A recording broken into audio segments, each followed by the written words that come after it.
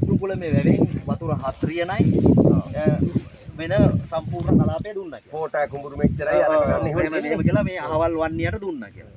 එතකොට නිකන් මම හිතුවා ගල් දෙකේ විහාර දෙක කිව්වහම නෙළුම් ගලයි දිග් ගලයි. ප්‍රශ්නයක පුර තියෙන. ගල් දෙකේ විහාර දෙකයි. එතකොට ඔට්ටු කොළම කිව්වම එක ඒ කොළ පිටියේ හේනේ ගෙදර පාහි මඬුව තියෙන කෑල්ල තමයි ඔය දීලා තියෙන්නේ කියලා.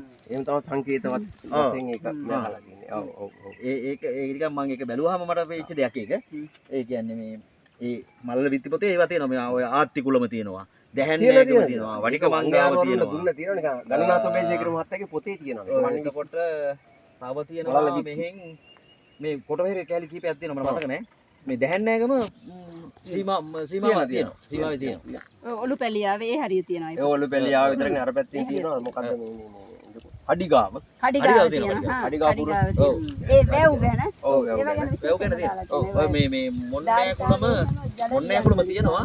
මොන්නෑ කුලම නෙමෙයි තියෙන්නේ. මාමිනියන් කියලා.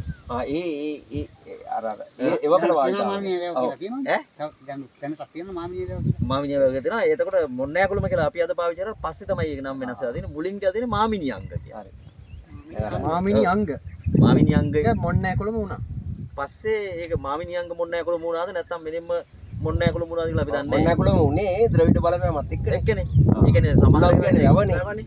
දැන් ඔට්ටු කුලම කියන්නේ එට්ටු කුලම් කියලා කියන එක තමයි අපි භාවිතාව. ඒකද ඔට්ටු කුලම් වුණා කියලා කුරුල්ලෝ හිටපු තැන කුරුවි කියන්නේ කුරුල්ලට කුරුවි කුලම කුරුවි කුලම් වුණා. කුරුළු වැව කියන එක කුරුවි කුලම වුණා.